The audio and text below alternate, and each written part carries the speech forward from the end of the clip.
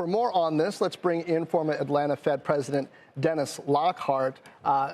Dennis, great to have you and your perspective on this. Is this concerning, the idea of removing someone for something that happened before Senate confirmation, even if that particular issue might not have come up itself in the confirmation proceedings?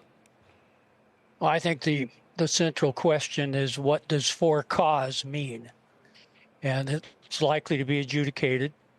Normally, you would think that for cause really relates to misbehavior while in office and misbehavior in carrying out the responsibilities of the office.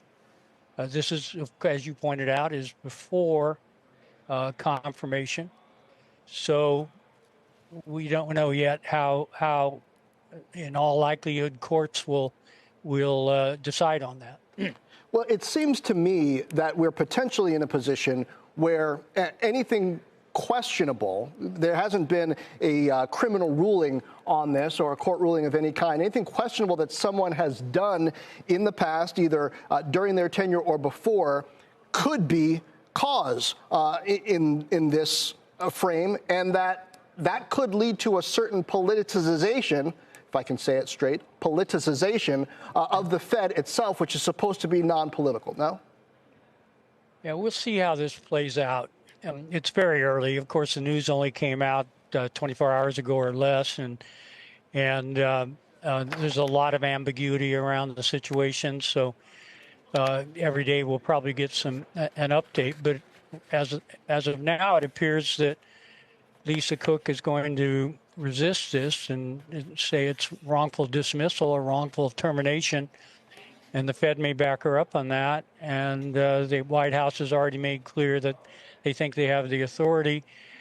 I just don't know how this will play out, but we have to watch it. It is a distraction and a sideshow that is not good for the credibility of the Fed and keeping its focus on its mandated objectives, which is really what its job is.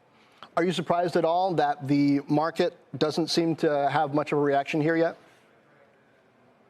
I should say that my reading of markets is not flawless at all, but it does not surprise me. This is part of a pattern of actions over the last several months that are designed to put pressure on the Fed to lower interest rates. Just one more thing, really, and the markets are looking past it, I think. And you think that's warranted? I think it's warranted. I do think there's a distinction to be made between the chair and efforts to fire the chair, which have not proceeded, of course, and a governor. And so this is just one vote on the FOMC. And I think it's warranted on the market's part to wait and see, really, is what the markets may be doing. How challenging do you think this environment is for the Fed, where, of course, we had those labor revisions in the last report, but a lot of the signals in the overall economy still seem to be running strong?